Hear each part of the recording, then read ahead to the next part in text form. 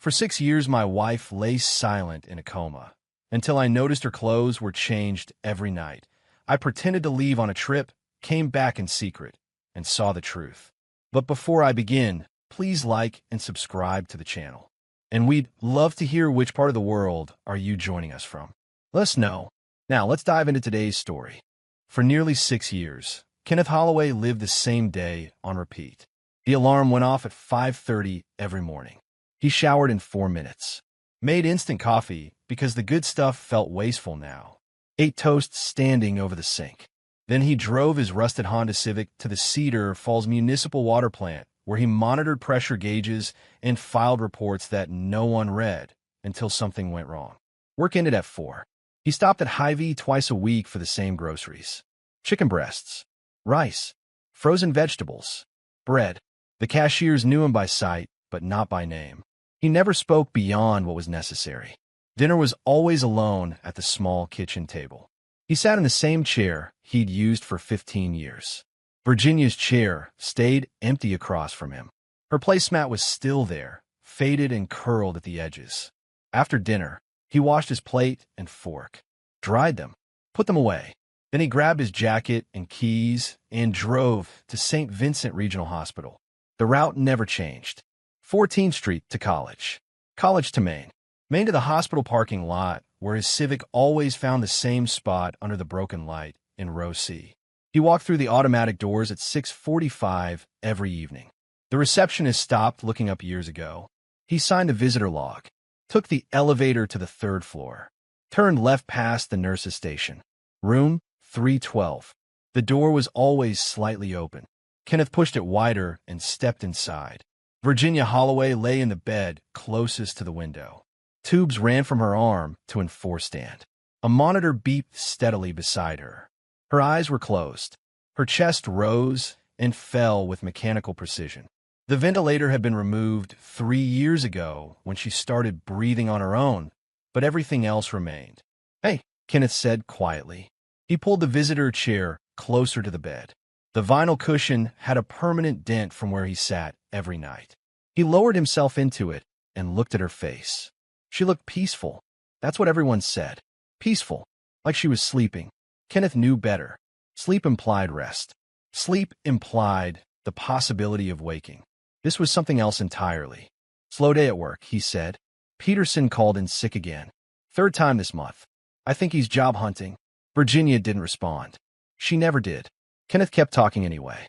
"The maple tree finally gave out. The one in the backyard. You remember. We planted it the year we bought the house. Storm last week took out the whole top half. I'll need to get someone to cut it down before it falls on the fence."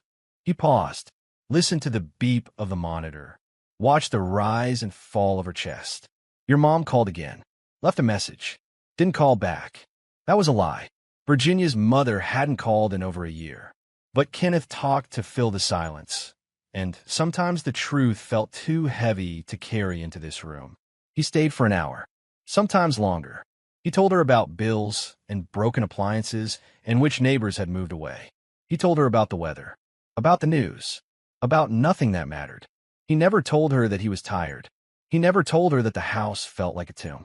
He never told her that sometimes, driving home alone in the dark, he forgot what her voice sounded like. At 8 o'clock, he stood, adjusted the blanket over her legs, made sure the call button was within reach of the nurses, even though she would never press it. "See you tomorrow," he said.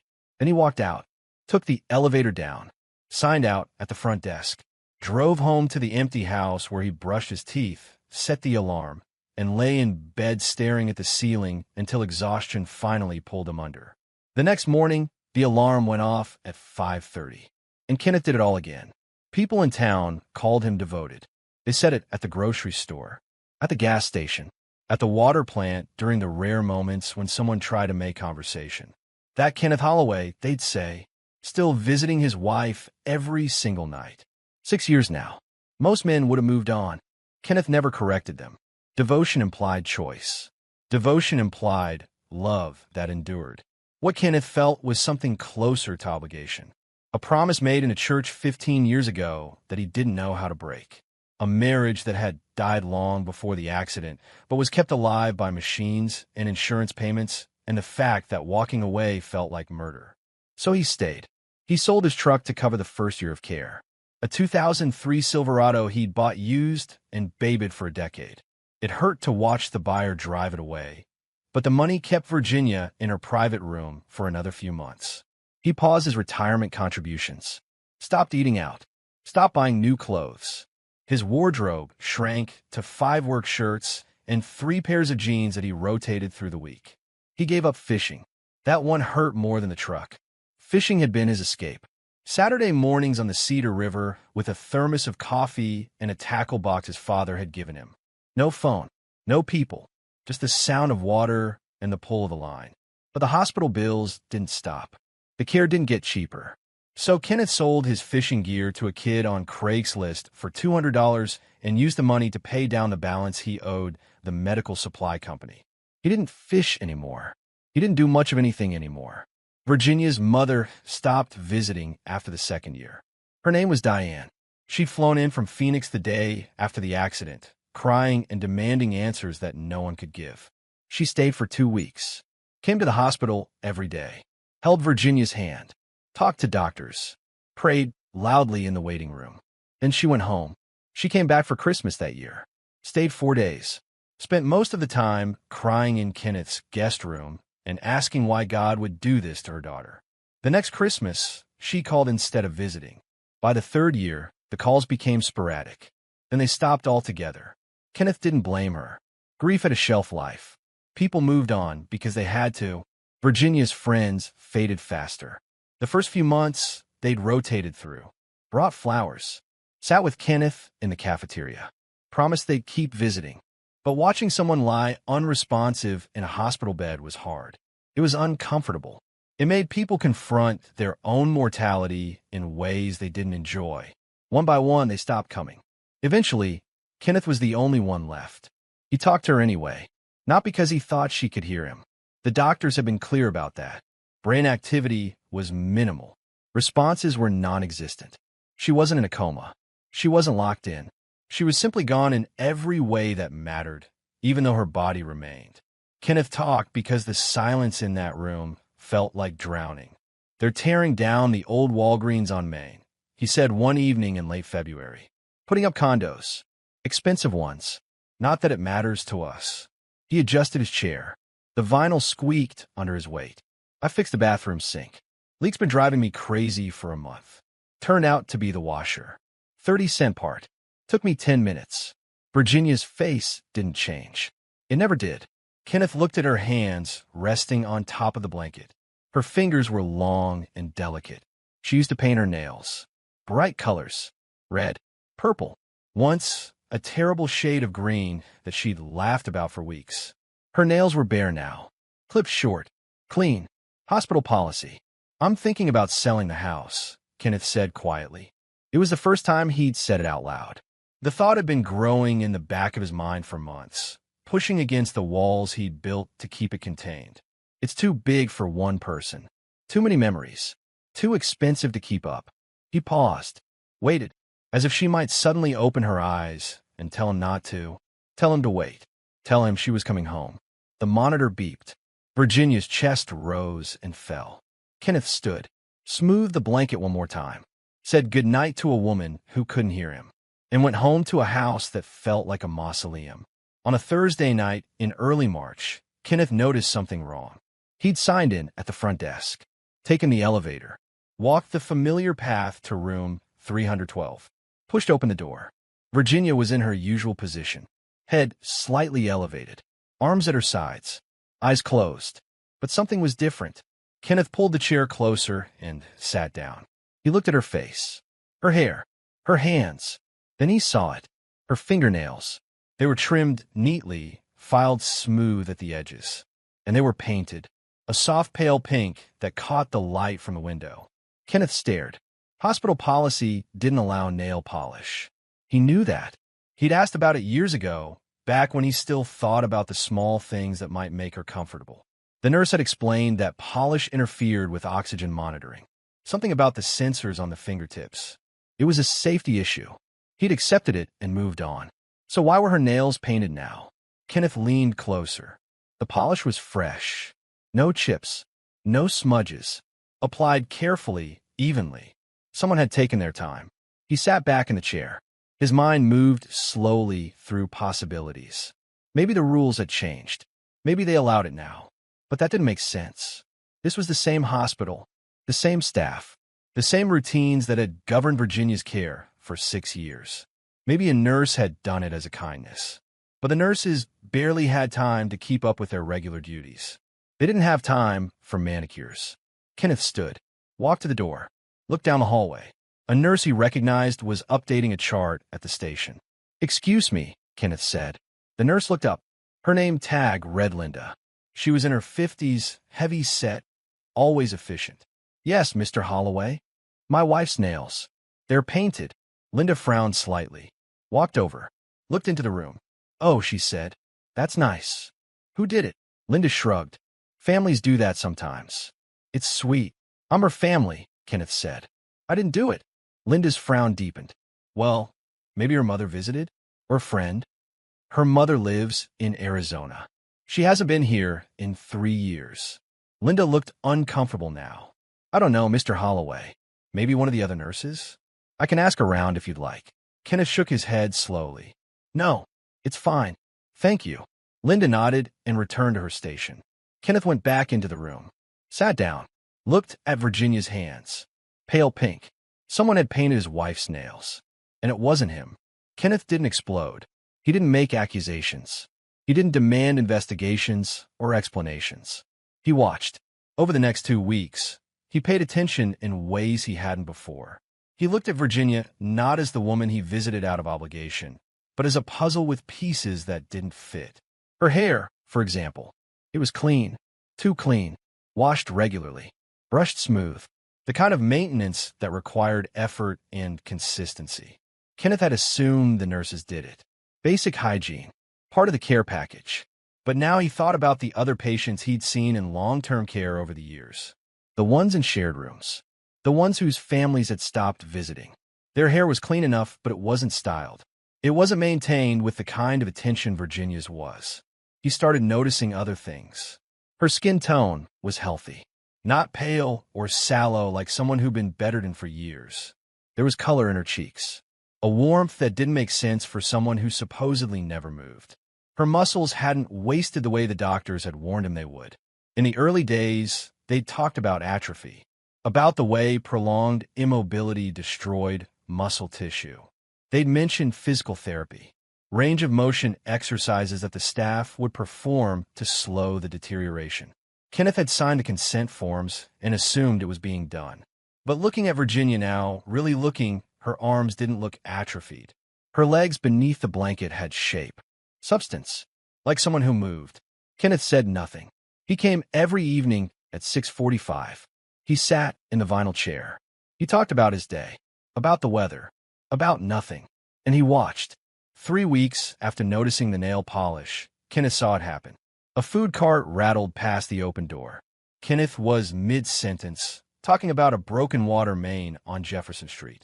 The cart hit a bump. A metal tray clattered to the floor with a sharp crash. Virginia's hand twitched. Not a muscle spasm. Not a reflex. A flinch. Quick and controlled. The kind of movement someone makes when startled by sudden noise. Kenneth stopped talking. He looked at her hand. It was still now, resting on the blanket. Exactly where it had been. But he had seen it. He waited. Watched her face. Watched for any other sign of movement. Nothing. The monitor beeped its steady rhythm.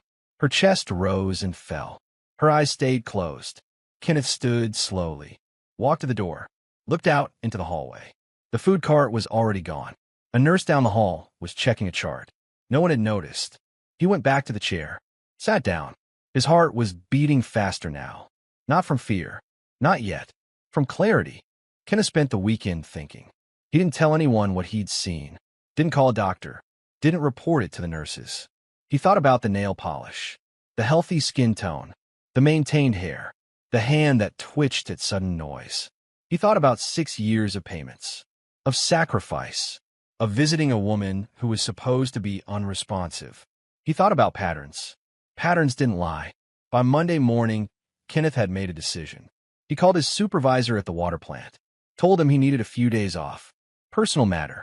The supervisor, surprised Kenneth was asking for time off at all after 6 years of perfect attendance, approved it immediately.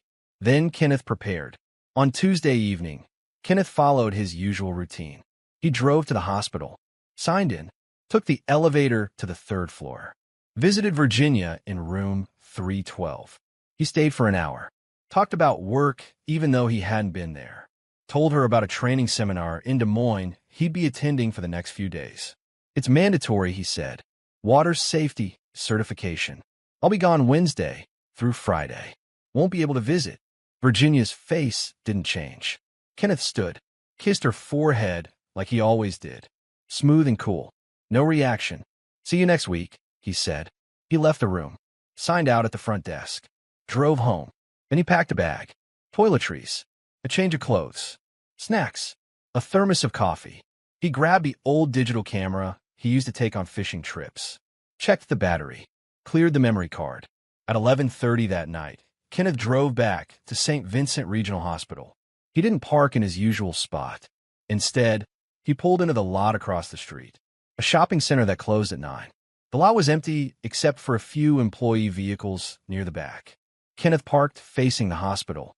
He had a clear view of the main entrance and the staff entrance on the east side. He turned off the engine, poured coffee into the thermos cap, and waited. Midnight passed, then 1 in the morning.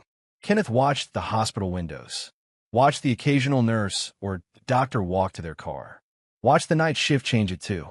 At 2:45, the staff entrance door opened. A woman stepped out.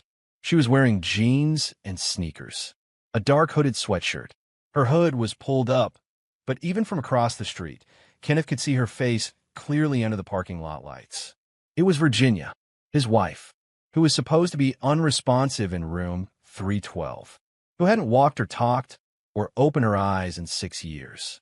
She moved easily, casually, no limp, no hesitation. She pulled her hood lower and walked toward the far end of the parking lot. Kenneth's hands were shaking. He raised the camera, pointed it through the windshield, pressed record. Virginia stopped beside a dark blue Ford Explorer. The driver's door opened. A man stepped out. He was tall, mid-40s, wearing a jacket and jeans. He smiled when he saw Virginia. She walked straight to him. He pulled her into a hug, kissed the top of her head. They stood there for a moment, comfortable, familiar. Then they got into the Explorer, the man behind the wheel, Virginia in the passenger seat. The vehicle pulled out of the lot and turned onto College Street. Kenneth lowered the camera. He sat in the dark, coffee forgotten, hands still shaking. He didn't follow them.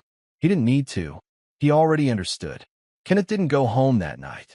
He drove to a 24-hour diner on the edge of town, ordered coffee he didn't drink, sat in a corner booth, and stared at the camera in his hands. The footage was clear. Virginia walking, moving, getting into a car with a man who wasn't her husband. He could take it to the hospital, show the administration, prove she'd been faking for 6 years. He could call the police, report fraud, insurance fraud, medical fraud. He could confront her, walk into room 312, and ask her to explain. But Kenneth didn't do any of those things. Not yet, because understanding what had happened wasn't enough. He needed to understand why, and he needed to know who the man was. Kenneth went home at sunrise, showered, made coffee, sat at the kitchen table with his laptop. He opened the camera and reviewed the footage frame by frame. He zoomed in on the man's face, took screenshots, saved them. Then he started searching. He began with the hospital, pulled up their website, clicked through staff directories, volunteer programs, donor lists. Nothing matched.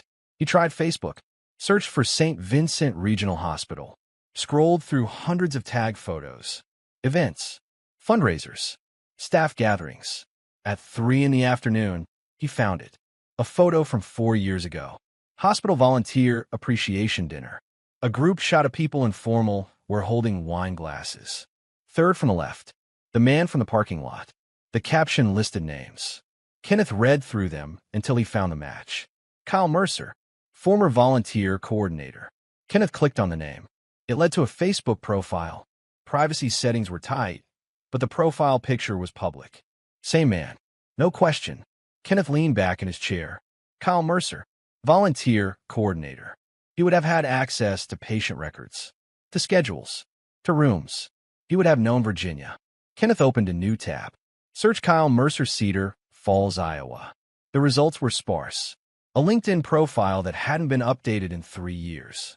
A mention in a hospital newsletter from 5 years ago about the volunteer program's expansion. Then Kenneth found something else. A property record. Kyle Mercer, current resident of 847 Orchard Lane, Cedar Falls. Kenneth wrote down the address. He sat there for a long time, thinking. Then he grabbed his keys and drove to Orchard Lane.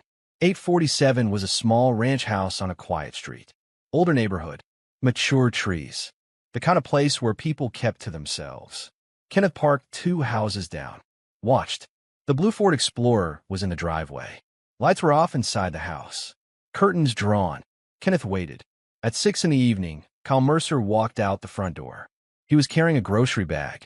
He got into the Explorer and drove away. Kenneth waited 10 more minutes. Then he drove home.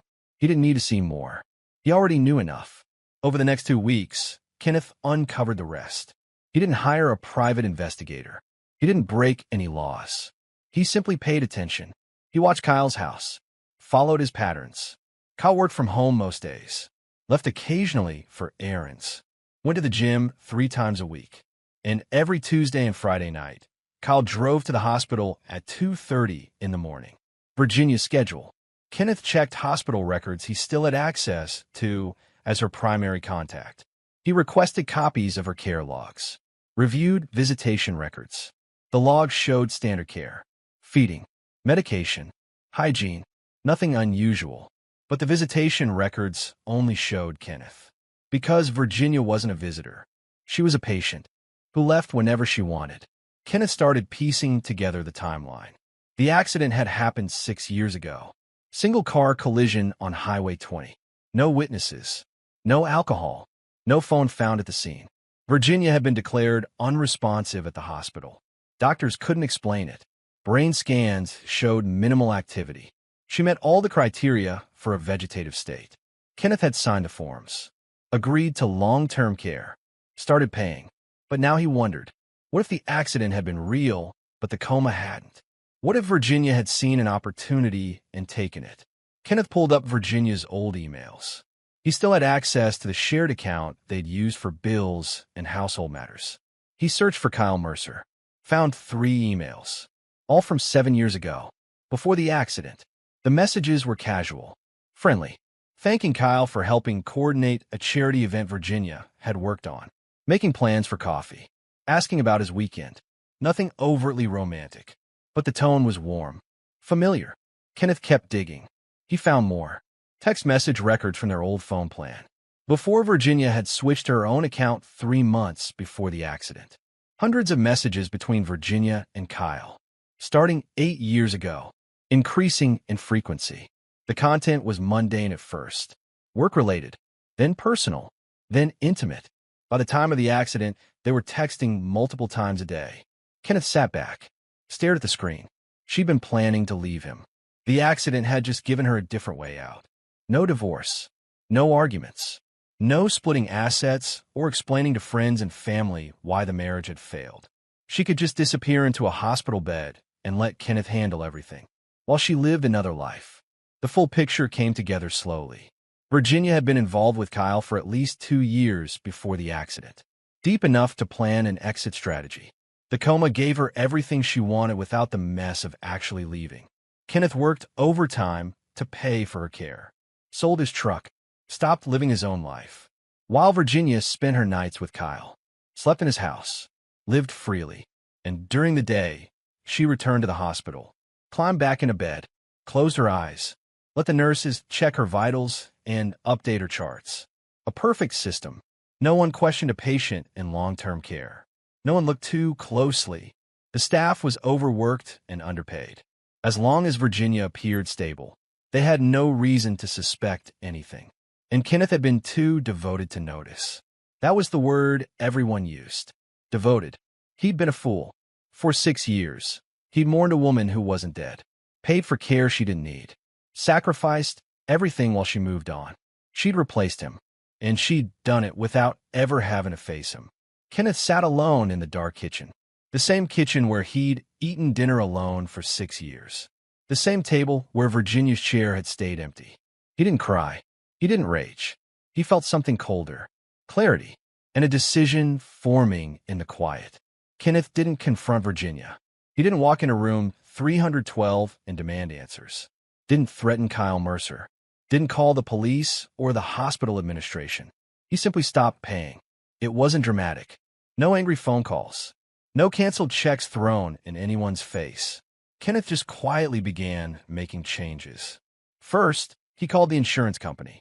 Spoke to a representative named Teresa who sounded tired and overworked. "I'd like to request a review of my wife's case," Kenneth said calmly. "I've noticed some improvements recently. Small things. Muscle tone. Responses to stimuli. I think it might be worth having her reassessed." Teresa put him on hold. Came back 5 minutes later. "We can schedule an evaluation," she said. "It's standard procedure when there's potential for improvement. I'll have someone from our medical review team contact the hospital." "Thank you," Kenneth said. He hung up.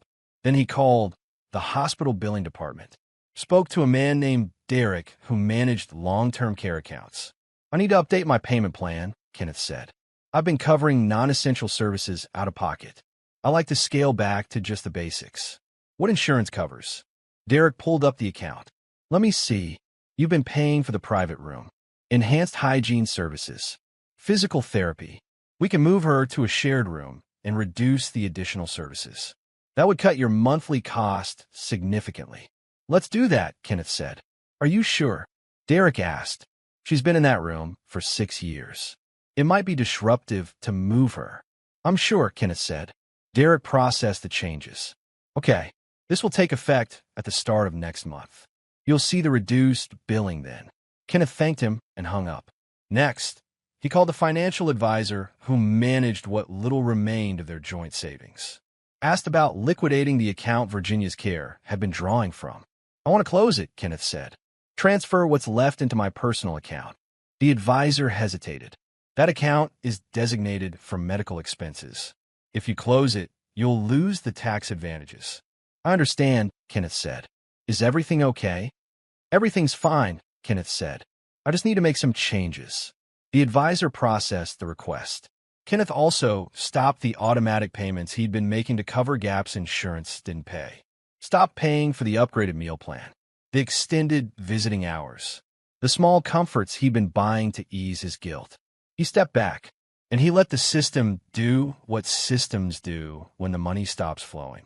3 weeks later, Virginia woke up. Kenneth got the call at work. A nurse named Linda, the same one he'd asked about the nail polish. "Mr. Holloway," she said. Her voice was shaking with excitement. "Your wife is awake. She's responsive. She's asking for you." Kenneth was standing at a pressure gauge. He looked at the dial, watched the needle hold steady. "When did this happen?" he asked. "About an hour ago." She opened her eyes, started speaking. "The doctors are with her now. It's incredible. After all these years." Kenneth was quiet. "Mr. Holloway, are you there?" "I'm here," he said. "Can you come to the hospital?" "I'll be there soon," Kenneth said. He hung up, finished his shift, clocked out at 4, drove home, changed his shirt, made a sandwich, ate it slowly. Then he drove to the hospital. Room 312 was crowded. 2 doctors Kenneth had never seen before. 3 nurses. Equipment that hadn't been there yesterday. Virginia was sitting up in bed. Her eyes were open, alert. She looked thinner than he remembered. Older, but very much awake. She saw Kenneth in the doorway. Her face crumpled. "Kenneth," she said. Her voice was hoarse, weak, like someone who hadn't used it in years. One of the doctors turned.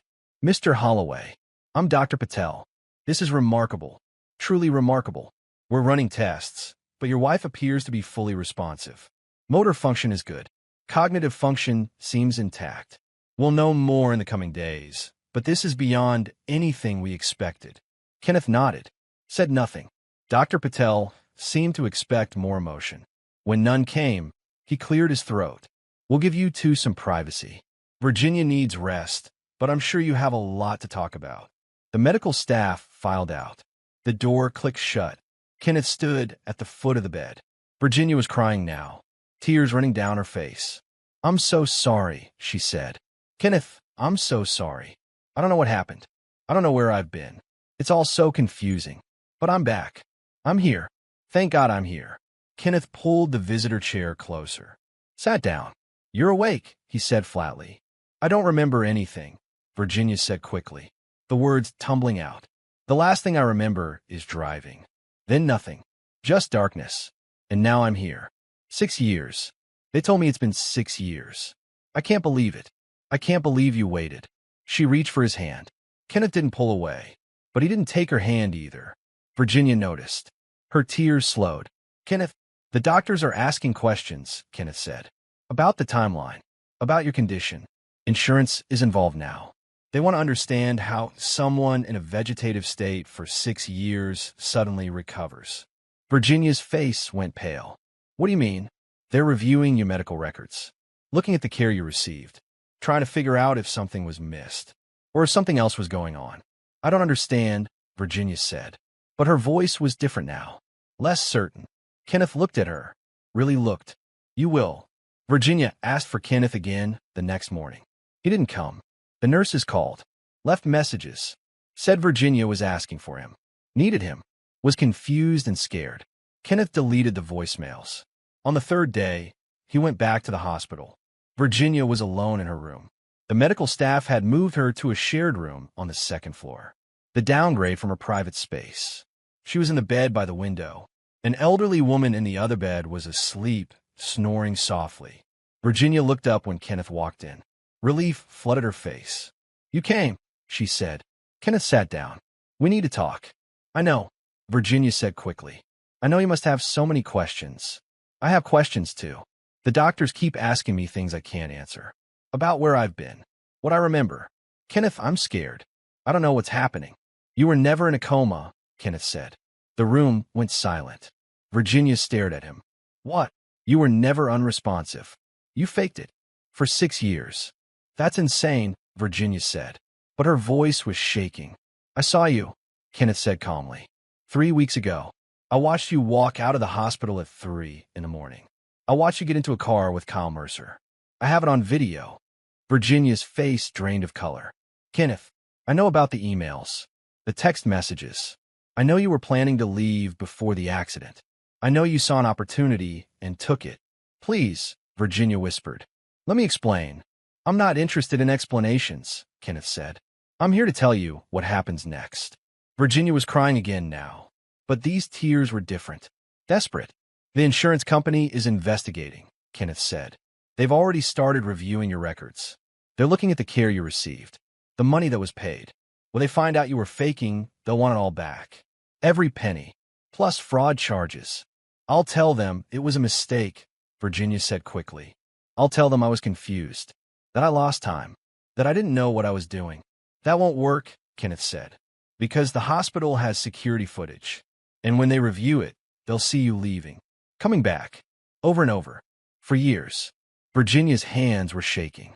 What do you want from me? Nothing, Kenneth said. Then why are you telling me this? Because you left me 6 years ago, Kenneth said evenly. You let me work myself into the ground.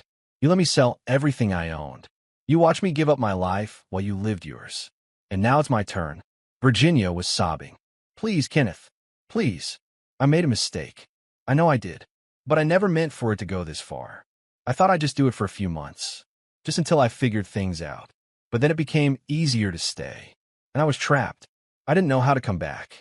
You weren't trapped, Kenneth said. You were comfortable. I'll make it right, Virginia begged. I'll tell them it was my fault. I'll take responsibility. Just please don't leave me like this. Kenneth stood. The house is sold, he said. The accounts are closed. I filed for divorce 2 weeks ago. You'll be served once you're discharged. You can't do this, Virginia said. I already did. Where am I supposed to go? I have nothing. No job. No money. No one. You have Kyle, Kenneth said. Virginia's face twisted. Kyle's gone. He stopped answering my calls the day I woke up. Kenneth wasn't surprised. Men like Kyle Mercer didn't stick around when things got complicated. Then you'll figure it out, Kenneth said. Like I did. He walked to the door.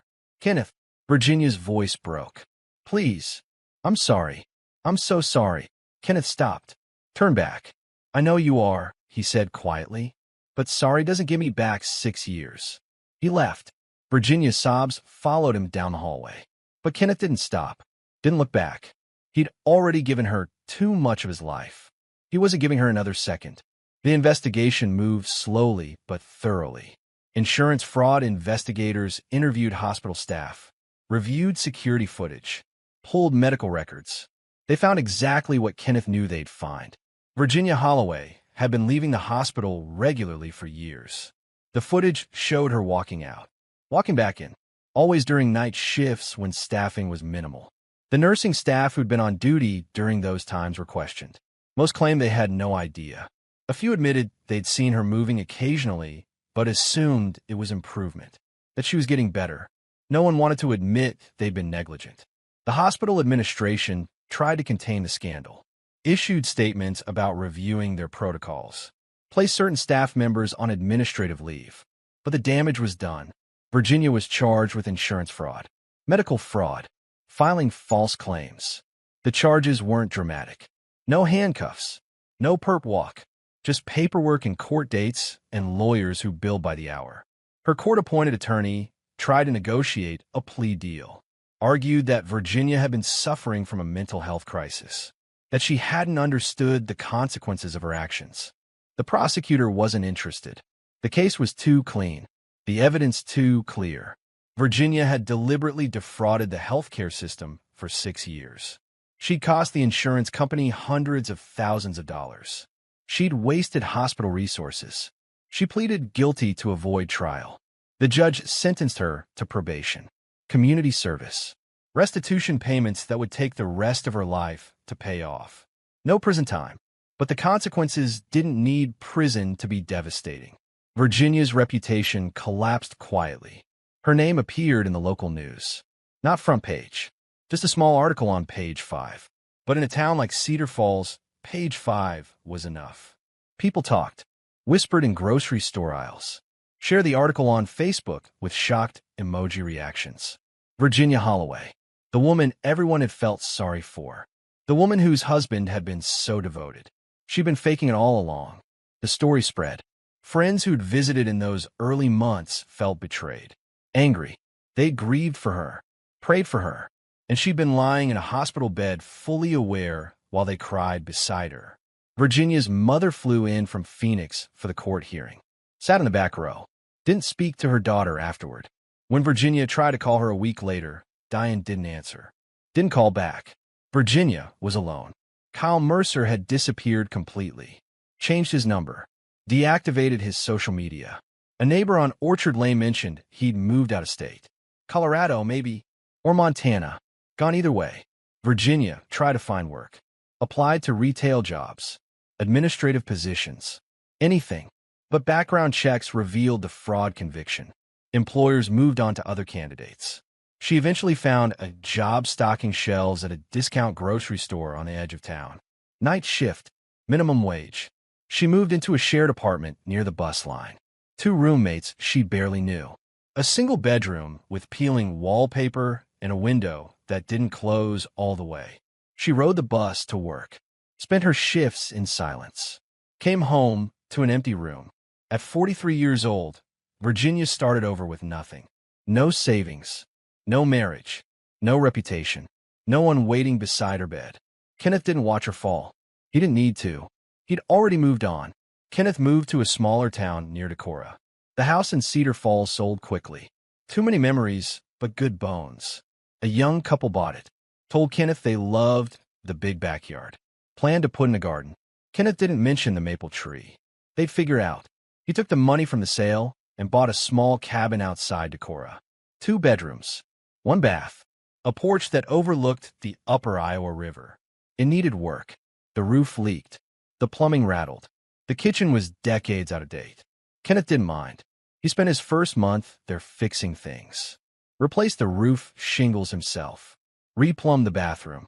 Sanded and refinished the kitchen cabinets. He worked slowly. No rush. No one waiting for him at a hospital. No bills piling up that he couldn't afford. Just the sound of the river and the work of his own hands. He got a job at a smaller water treatment facility in Decorah. The pay was less than Cedar Falls, but he didn't need much anymore. He lived simply, kept his expenses low, saved what he could. On weekends, he fished. He bought new gear. Nothing fancy, a basic rod and tackle box from the sporting goods store in town. But it was his, and it was enough. He'd drive to a quiet spot on the river, set up his chair, cast his line.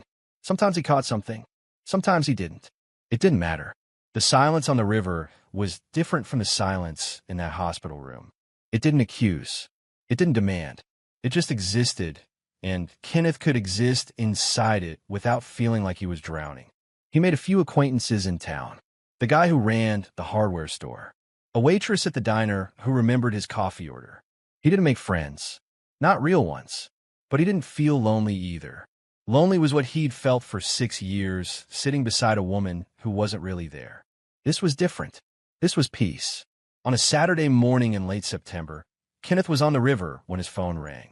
He almost didn't answer, but the number was local. Decorah, area code. He picked up. Mr. Holloway? A woman's voice. Professional. Polite. Yes. This is Angela from Decorah Community Church. I hope I'm not bothering you. Your name came up as someone who might be interested in volunteering for our weekend meal program. We serve breakfast to folks in need every Saturday morning. We're always looking for help. Kenneth watched his fishing line drift in the current. I'm not much of a church person, he said. That's okay, Angela said kindly. We're not looking for members, just people willing to show up and help. No pressure, no commitment, just if you're interested. Kenneth was quiet for a moment. What time? He asked. 7 to 10. We're at 412 Maple Street. I'll think about it, Kenneth said. That's all we ask, Angela said. Have a good day, Mr. Holloway. She hung up. Kenneth reeled in his line, packed up his gear, drove back to the cabin. That night, he thought about it. He thought about 6 years of visiting a woman who wasn't there. 6 years of obligation without purpose. He thought about Angela's offer. No pressure, no commitment, just showing up and helping. On Saturday morning, Kenneth drove to 412 Maple Street. The church was small, older building with white siding and a simple cross above the door. Angela met him outside. She was in her 60s. Kind eyes, worn hands that had done real work. Mr. Holloway, she said. You came. Kenneth, he said. Just Kenneth. Kenneth then. Come on, I'll show you around. The meal program was organized, but chaotic. Volunteers setting up tables. Cooking scrambled eggs and pancakes in the church kitchen. Pouring coffee. People started arriving at 7:15. Families. Single men and women. Some looked homeless. Some just looked tired. Kenneth helped serve food. Poured coffee. Cleared tables. No one asked about his past. No one called him devoted. No one expected anything except the work in front of him. At 10 o'clock, they cleaned up. Angela thanked everyone. Asked if Kenneth would come back next week. I'll be here, Kenneth said. And he was. Kenneth never saw Virginia again. He heard updates occasionally. Small-town gossip filtered through even to Decorah. She was working at the grocery store. Still living in the shared apartment. Still paying off the restitution. She tried to reach out once. An email sent to the address they'd shared during the marriage. Kenneth saw it in his inbox. Subject, please read this. He deleted it without opening it. He didn't hate her. Hate required energy he didn't have to spare. He simply didn't think about her anymore. She'd made her choices. She'd lived with the consequences. And Kenneth had made his. Virginia learned slowly what it meant to lose everything. She learned that trust, once broken, was nearly impossible to rebuild. That reputation mattered in ways she'd never considered. That starting over at 43 with nothing was harder than anything she'd imagined. She worked her night shifts, stocked shelves, avoided eye contact with former friends who sometimes shopped there. She rode the bus home in the dark, sat in her small room, thought about the 6 years she'd spent pretending to be helpless while Kenneth carried the weight of her choices. She thought about what she'd lost. Not just Kenneth, not just the house or the savings or the life she'd had. She'd lost herself. The woman who'd thought faking a coma was a solution to her problems. Who convinced herself she was trapped when really she'd just been comfortable. She'd lost 6 years of her own life hiding from decisions she should have made. And she destroyed the one person who'd stayed. Some nights, she wanted to call Kenneth. to apologize again, to explain, to ask if there was any way to make things right. But she knew the answer. Some bridges once burned stayed burned. Kenneth's life in Decorah was quiet. He worked. He fished. He volunteered at the church. He ate dinner alone most nights. But the silence didn't accuse him anymore. He'd learned something important in those 6 years beside Virginia's hospital bed. Some people abandon you long before they leave. They're still there physically, still taking up space, still requiring your time and energy and sacrifice. But they're already gone in every way that matters. And the kindest thing you can do for yourself is let them go. Kenneth had finally learned to let go. Not with anger, not with bitterness, just with the quiet understanding that he'd given enough, and that the rest of his life was his own. On a cool October evening, Kenneth sat on his porch watching the river. The sun was setting, turning the water gold and orange. The air smelled like would smoke from a neighbor's chimney downstream. He had a beer in one hand, an old paperback in the other. His phone was inside, turned off. No one was waiting for him at a hospital. No one was depending on him to show up. No one was asking him to sacrifice more than he could afford to give.